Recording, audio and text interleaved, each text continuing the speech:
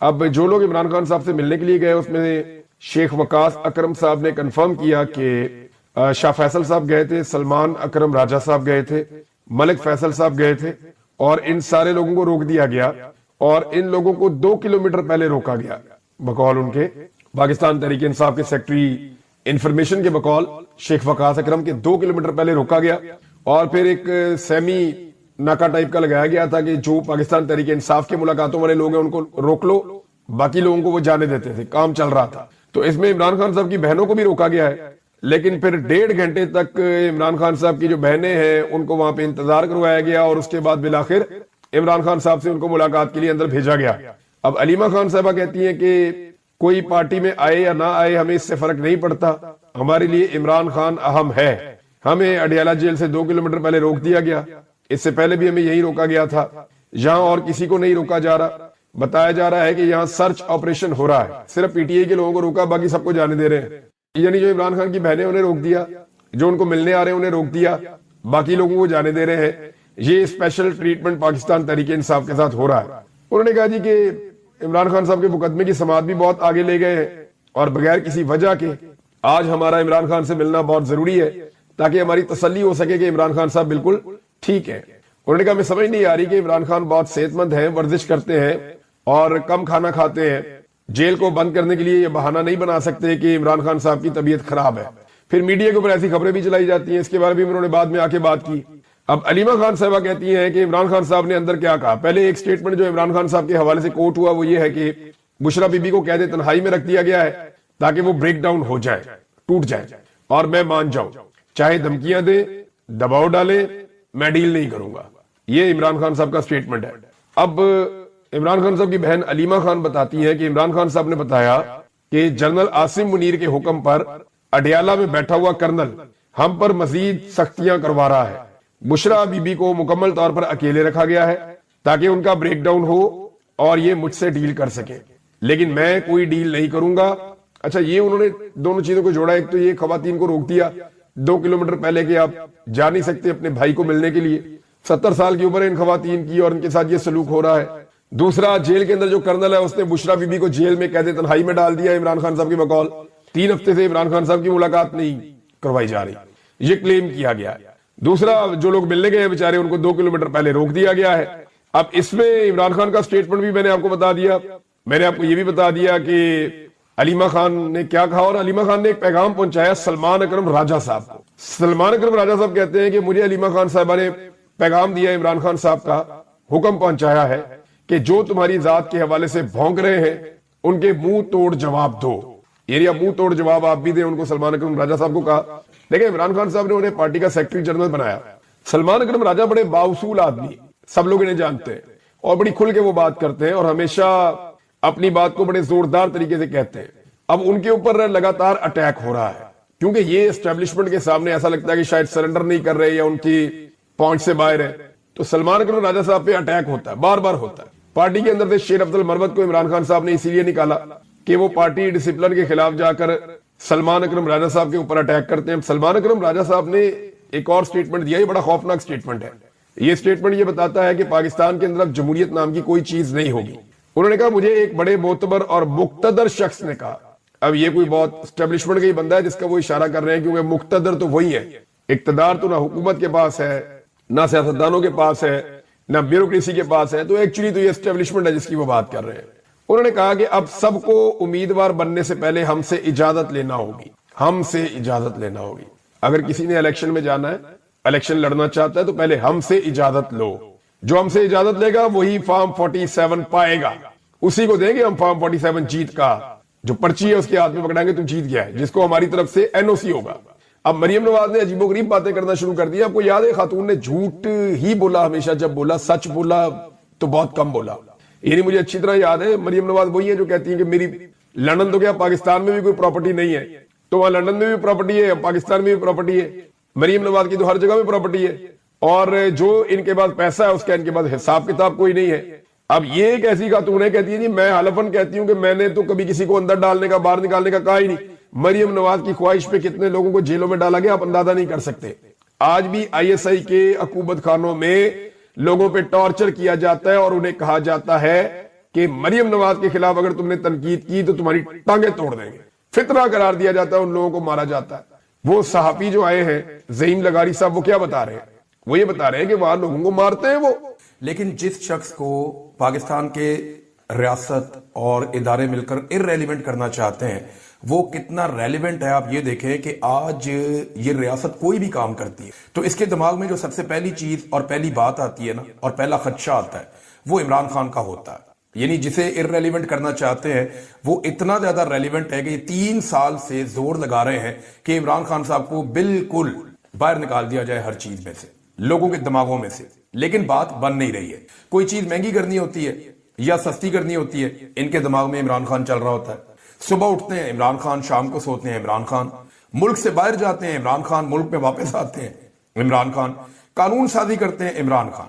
اس حکومت نے گزشتہ 3 سالوں میں لگ بھگ 1 درجن کے قریب یا اس سے زیادہ ایسے قوانین بنائے ہیں یا پاس کیے ہیں جو عمران خان ریلیٹڈ ہے. یعنی یہ آئے تو انہوں نے NRO2 کیا, عمران خان کی وجہ سے اس قانون کو ادھر کر دو, اس کو ادھر کر دو, یہ والا قانون ایسے پاس کر دیتے ہیں, یہاں سے عمران خان کو پھنسا لیتے ہیں, الیکشن کمیشن کے ساتھ یہ کر دیتے ہیں, عدالت کے ساتھ یہ کر دیتے ہیں, جوڈیشری کو یوں کر دیتے ہیں, بیوروکریسی کو یہ کر دیتے ہیں, ہم احتجاج کے خلاف یہ والا قانون لے آتے ہیں. 1 درجن سے زیادہ ایسے قوانین میں آپ کو ابھی گنوا سکتا ہوں جو ہمارے ایوانوں کے اندر پاس ہوئے ہیں, اور وہ قوانین عمران خان سپیسیفک ہیں. چاہے وہ پیکا کا قانون ہو, چاہے پنجاب کے اندر میڈیا کو کچلنے کا قانون ہو, جو کچھ انہوں نے کیا ہے وہ سارا کچھ عمران خان سپیسیفک رہا ہے. یعنی جس آدمی کو ارریلیونٹ کرنا چاہتے ہیں وہ کتنا ریلیونٹ ہے کہ یہ جو بھی کرتے ہیں اس کے پیچھے مقصد کیا ہوتا ہے. عمران خان, ہمارے صدر پاکستان نے کچھ ایسے آرڈیننس پاس کیے, اور کچھ نہیں, یہ بہت سارے ایسے آرڈیننس پاس کیے ہیں جو عمران خان سپیسیفک ہیں, اور بار بار پاس کیے آرڈیننسز کہ عمران خان کو قابو کرنا ہے. خاص طور پہ یہ قاضی فائد عیسیٰ کے دور میں کرتے تھے. آئینی ترمیم کے پیچھے جو مین وجہ ہے وہ عمران خان ہے. دھاندلی کے پیچھے جو مین وجہ ہے وہ عمران خان ہے. ہر کریک ڈاؤن کے پیچھے جو مین وجہ ہے وہ عمران خان ہے. MNAs اور سینیٹرز کو اغوا کر کے ہونے والی ترمیم کے پیچھے جو وجہ ہے وہ عمران خان ہے. کوئی ٹاک شو عمران خان کے نام کے بغیر مکمل نہیں ہوئی, حتیٰ کہ اس کا نام لینے پر یا اس کی تصویر دکھانے پر بھی پابندی ہے. لیکن پھر بھی ہر جگہ سب سے ریلیونٹ عمران خان ہو. صاحب کے بارے میں یہ جو خبریں آ رہی ہیں کہ انہیں چھوڑ دیا جائے گا 1 مہینے میں, 1.25 مہینے میں, اب 1 دن اور گزر گیا, اور 1 دن اور گزر گیا تو پیچھے آپ کے جو دن رہ گئے ہیں وہ اور کم ہوتے جا رہے ہیں.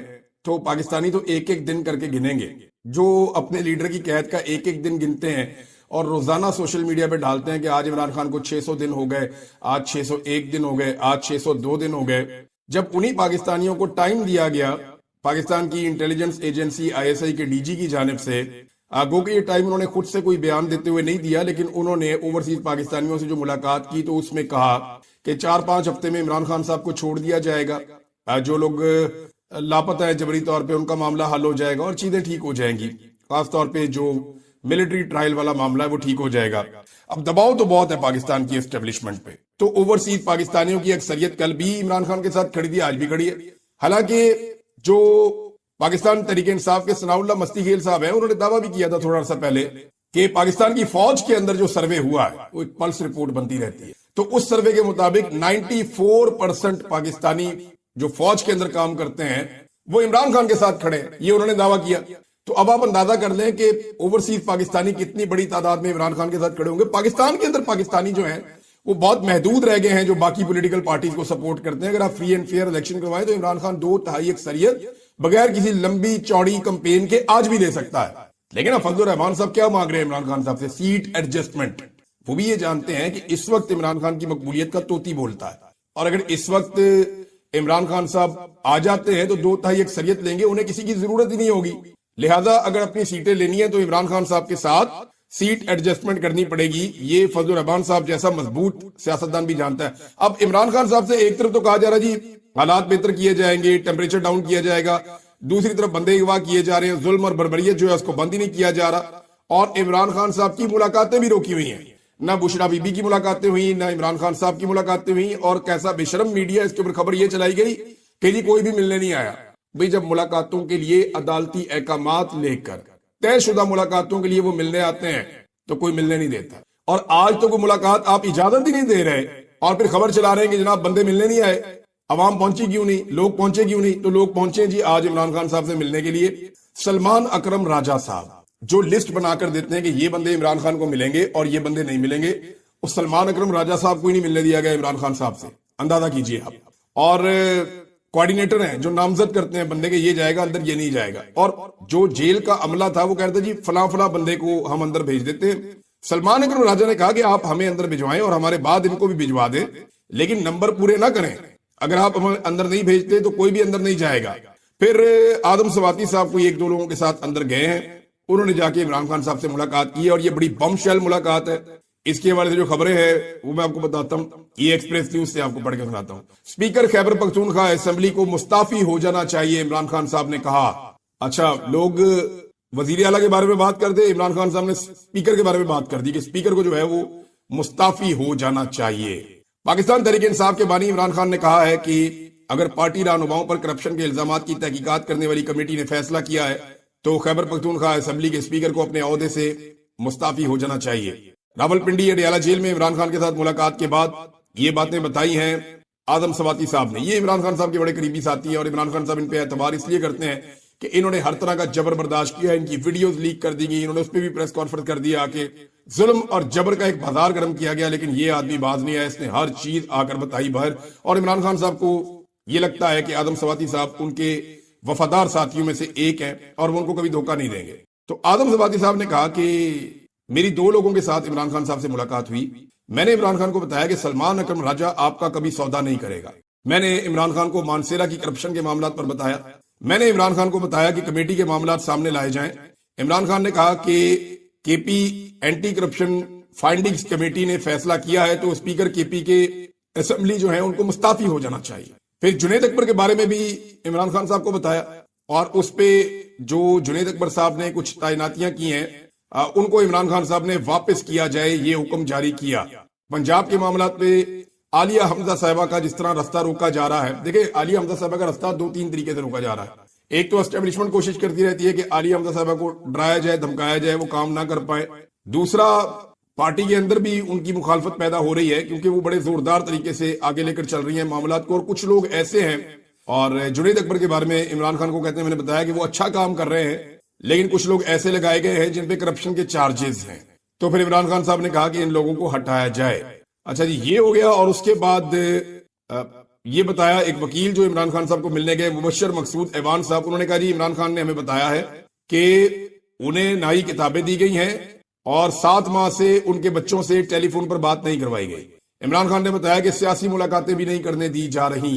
बहरहाल ये बमशेल किस्म की मुलाकात थी आदम सवाती साहब की। इमरान खान साहब ने सख्त अहकाम जारी किए हैं और जो लोग कहते हैं कि या जिन लोगों को ये दावा था कि इमरान खान साहब को 4 से 5 हफ्ते में छोड़ा जाएगा, वो चीजों को डाउन करना चाहते हैं क्योंकि उन पे भी प्रेशर बहुत है। इमरान खान को ज्यादा देर अंदर रखना तो मुमकिन नहीं है, हमेशा तो अंदर रखा नहीं जा सकता। अल्टीमेटली उन्होंने बाहर आना है और डील करने के लिए वो बंदा तैयार नहीं है। अब सवाल ये पैदा होता है कि वो जो मुलाकातें नहीं करने दे रहे, 1 महीने में ऐसा क्या होगा कि वो इमरान खान साहब को छोड़ देंगे? अब तो जो वक्त है वो 1 महीने से भी कम रह गया है ना। अब तो 3 से 4 हफ्ते रह गए हैं। 1 हफ्ता तो बीच में से निकल गया, 1 हफ्ते से ज्यादा टाइम निकल गया है। तो अब तो रह गए पीछे लगभग 3 से 4 हफ्ते, क्योंकि 4 से 5 हफ्ते उन्होंने गए थे। तो इन 3 से 4 हफ्ते में ऐसा क्या होगा कि इमरान खान साहब बाहर आ जाए? इन 3 से 4 हफ्ते में अगर इमरान खान साहब ने बाहर आना तो ऑप्टिक्स आपको नजर आ जाते ना। इमरान खान साहब से पहले यास्मीन राशिद बाहर आ जाती, शाह महमूद कुरैशी बाहर आ जाते। उन लोगों के ऊपर फर्द जुर्म आयद हो रही है। पाकिस्तान तहरीक इंसाफ के लोग एक के बाद एक जो है जबरी तौर पे लापता हो रहे हैं। और ये जो एस्टेब्लिशमेंट के चलाए गए डिजिटल चैनल्स हैं उनके ऊपर जो टाउट्स भर्ती किए गए हैं वो वहां बैठकर धमकियां लगा रहे हैं पाकिस्तानियों को कि अब हम ये कर देंगे, अब हम ये कर देंगे, रियासत ने तुम्हें पाला है, रियासत तुम्हारे साथ ये कर देगी। और फटे मुंह ताड़ा पहले रियासत का जो डेफिनेशन है वो पढ़ लो कि रियासत होती क्या है। ये कोई एक इदारा वो रियासत नहीं होता, या किसी एक इदारे का एक ऑफिसर जो है वो रियासत नहीं होता। रियासत की बड़ी वसी डेफिनेशन है। तुम लोगों को तो रियासत की डेफिनेशन आज तक समझ नहीं आई। पता नहीं कहां तुम लोग टाइम गुजारते रहे हो और वहां बैठ के धमकियां लगा रहे हैं जनाब के ऐसे कर देंगे, तय कर दिया है, उठा लेंगे, मार देंगे, शिकवा नहीं होना चाहिए। और भाई कर लो जो करना है, पहले भी करके देख लिया। जितना जुल्म पाकिस्तानियों के ऊपर हुआ है, ये मौलाना तारिक जमील साहब का स्टेटमेंट आप सुनिए। मौलाना तारिक जमील साहब जो है ये नॉर्मली जो है वो सियासत पे बात नहीं करते, लेकिन इन्होंने बड़ी खुल के एक बात की है, वो मैं चाहता हूं कि वो बात आपके सामने रखूं।